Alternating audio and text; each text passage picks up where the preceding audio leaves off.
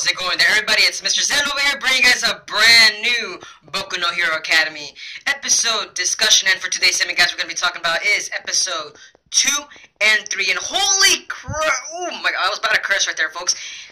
I am loving how the animation is actually going out in this actual character arc, folks. The sports festival arc is actually tremendously beautiful. I'm loving the way that the animators and the studio that's actually working on this is actually doing very well and wonderfully pacing it out, because the sports festival arc is where we actually get to see more and more of class 1A and 1B being focused on heavily, folks, because the sports festival arc, what it really is supposed to represent is actually showcasing all the new students, their powers, showing the competition as to what kind of students are going to be actually be showcasing in later actual future character arcs of the actual main story itself.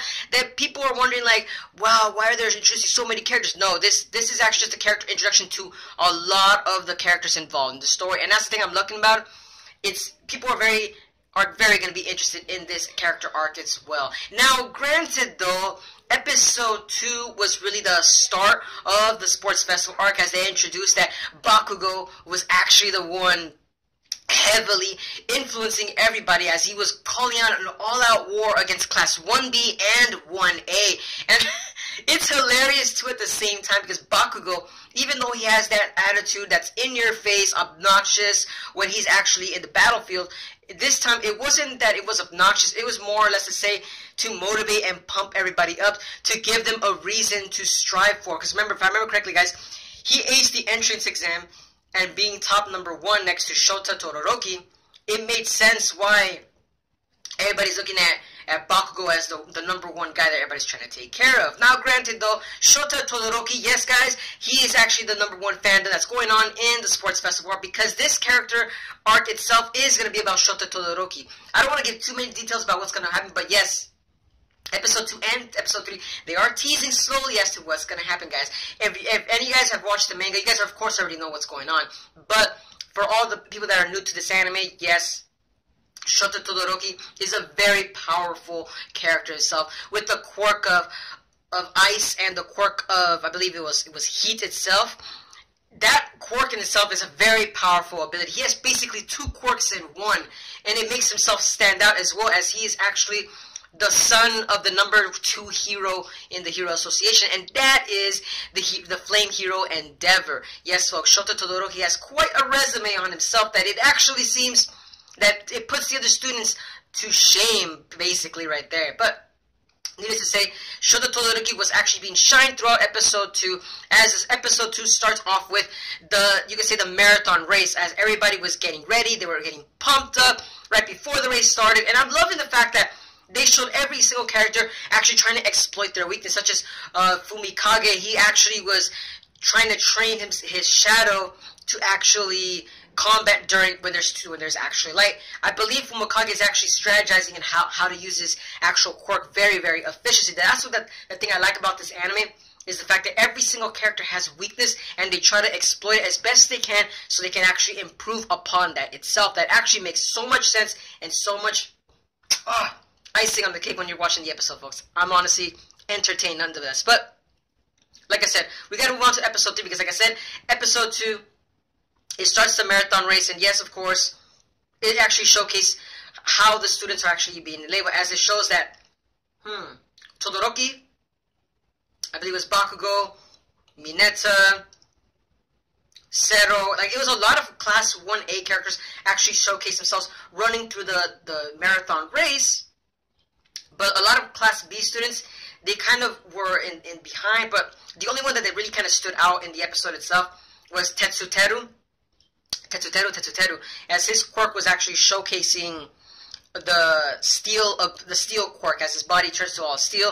And it's funny because it's the same as Kirishima's, and it actually is, his quirk is, I believe, is hardening. And Kirishima is another fan favorite, folks, so don't worry. Like I said, it's amazing how they're actually showcasing all these characters themselves. But like I said, we gotta move on to Episode 2, folks.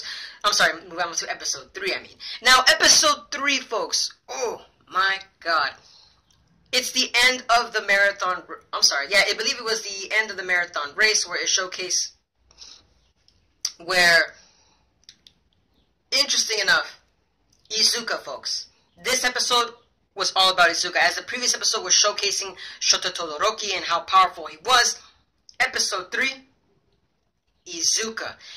Nonetheless, he did not show any of his quirk whatsoever, and that's the thing that it kind of was very interesting. The fact was, because he didn't show not even a hint of his quirk, it made sense as to why everybody was kind of shouting. And honestly, the episode 3 was the most pumped action one because of that exact reasoning. We are actually witnessing how Izuka actually won the race. I mean, come on, looking at those explosive mines, for Pete's sake, that was pretty interesting. Putting all the mines together all at once and then just kind of blasting himself off all the way to the beginning, that was actually a very interesting way to actually end the race right there. But episode 3, like I said, it's all about Izuka, as it was Izuka's chance to actually showcase himself into the whole world that he's here, but not necessarily, folks. I believe, if everybody's read the manga, they all are aware of that. Izuka's really going to make his stand in the last part of the, you could say, this sports festival arc. In the beginning, then let's just say that he doesn't really showcase too much of his quirk, so that's what people are kind of still wondering, how is he so powerful, etc., etc. That's what makes it interesting. Granted, though, what made it really interesting is that Shota, again, Shota Todoroki, folks, it seems he is not looking at Bakugo as his main, you could say, enemy. He's looking at Izuka. As you guys clearly saw in the episode 3, right at the end of the race, you clearly see Shota just looking at Mizuka and saying, like, you could see that inner dialogue just looking at it saying, like, I can't believe I lost to this guy again. He really is dangerous. And notice how he does not even look at Bakugo. Bakugo's the one that's looking at Shota, like, all the time, going, oh no, I'm gonna defeat you, and you're another obstacle to beat. And it's funny because Bakugo himself, this character, he's putting himself in these corners to keep growing as a character, and that's what makes Bakugo such an interesting, you could almost say, almost an anti-hero, but no, he's still a hero nonetheless, but he's near that borderline because of the fact that that's how he grows himself as a character. He's pushing himself to the limit every single time. It's interesting, folks. Like, I'm loving the way that each of the characters makes themselves stand out, but like I said, episode 3 was very pumped up as we saw the last leg of the race, and Izuka, Bakugo, and Shota, these 3 characters are going to be the ones to make a stand. And like I said, the sports festival is roaring, and I'm excited, folks. I am deeply excited as to the next episode, how it's going to be showing about. Granted, guys, let me know down in the comments below as to what are you guys' thoughts on the episode. Some of you guys enjoy episode 2 and episode 3.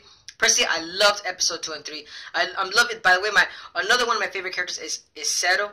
Zero is really cool because he kind of reminds me of Spider-Man. That's why he looks pretty interesting. And honestly, he's kind of like a combination of Spider-Man and like Venom put together. It's just the way his character arc is like the way he's drawn. It just reminds me of that. But needless to say, I'm digressing, guys. What are you guys' thoughts? And as always, guys, hope you guys are having a wonderful day. But don't forget to subscribe to my YouTube channel and other social media playlists, as I also talk about anime otaku related content, guys. And as always, guys, hope you guys are having a wonderful day. But this is Mr. Zen signing out.